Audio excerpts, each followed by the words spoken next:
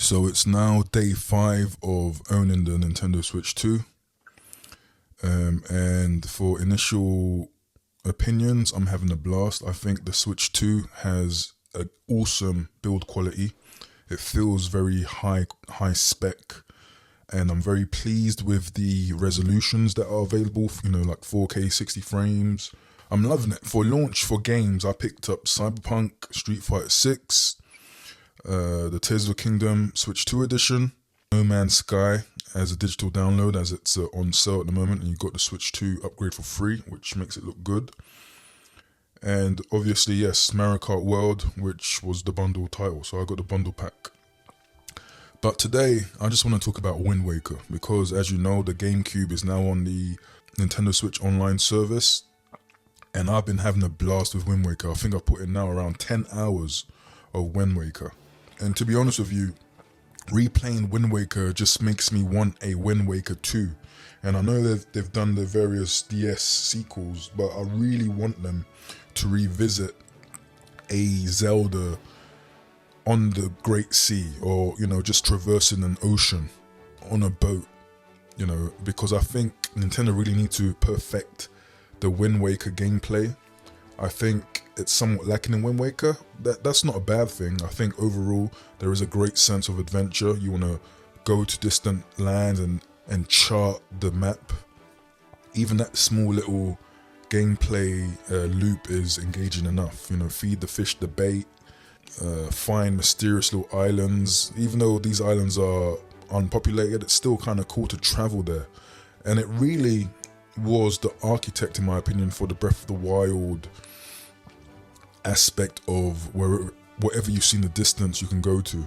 To be honest with you, when Wind Waker first released, I wasn't really feeling that as much, because we had that space, we had that tech demo of a very realistic Zelda, which is probably what most of us was anticipating. So I think the switch to cel-shading was a shock to the system. And also, I felt at the time that the Wind Waker was a bit of a minimalist approach.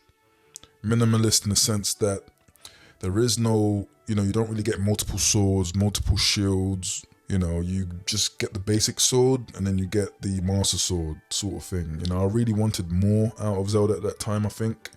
And I think also the fact that there was only one real town in the form of Windfall Island, it was kind of a cop-out.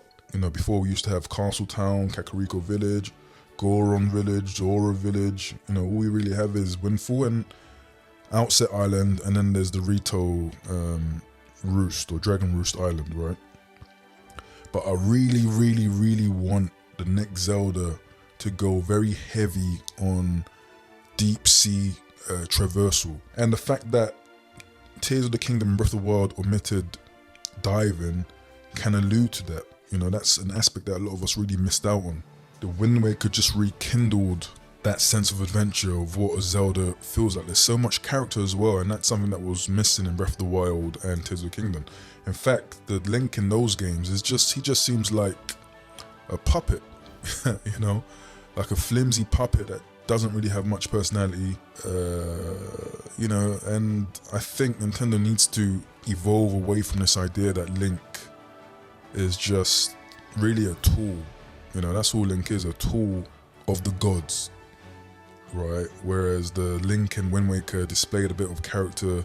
You can see his quirkiness. He's just a little quirky kid from a backwater island trying to be a hero, which is very, is very well done. But I think also, thinking of Breath of the Wild, Tears of the Kingdom, story needs to be beefed up. And again, when Wind Waker released, I don't think I was that much impressed with the story until you kind of revisit it.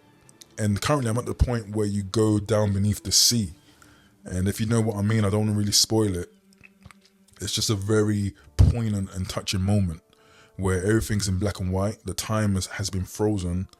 And then you see the world, the old Hyrule beneath the sea. And I think that's probably what they wanted to do, because most Zelda games often give you a dual world. So they probably wanted you to have the sea above, which is kind of bare, and Hyrule below, so you can go to different areas of Hyrule. But I think they probably skimped out on it because the GameCube just wasn't that capable. And I really think, again, this is one reason why I really would like to see a Wind Waker 2, for them to really express this idea. Basically the depths, basically the relationship between the land and the depths in Tears of the Kingdom. The depths could be Hyrule and the surface is the sea.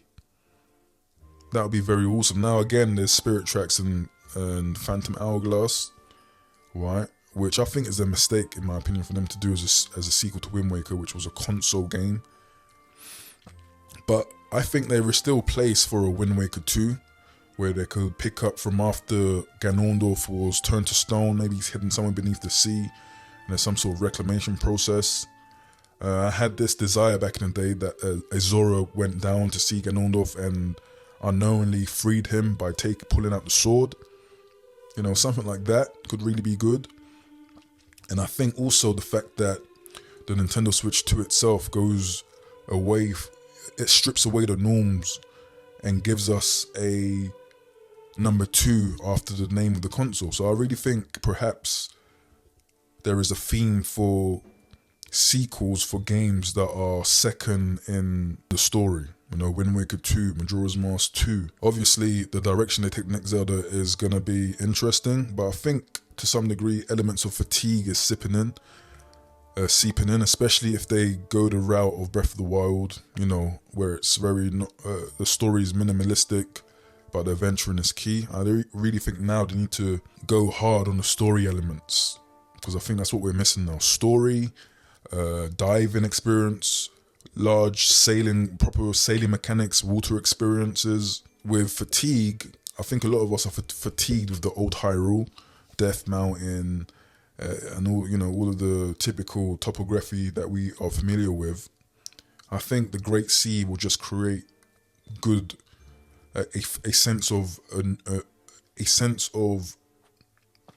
a new area, even while we're probably still in Hyrule, but it's just something refreshing.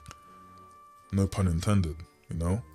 So yeah, I've been playing a lot of Wind Waker during the Switch 2 launch, and it just reignites the feelings that Wind Waker needs to be remastered, in the sense that the sailing mechanics needs to be brought back to Zelda, and a bigger emphasis on a deeper storyline. You know, I really think that should be the direction for the next Zelda. But what do you think? What do you think about the idea of a Wind Waker 2 or going back to the Great Sea? Let me know your thoughts in the chat below. See you in the next one.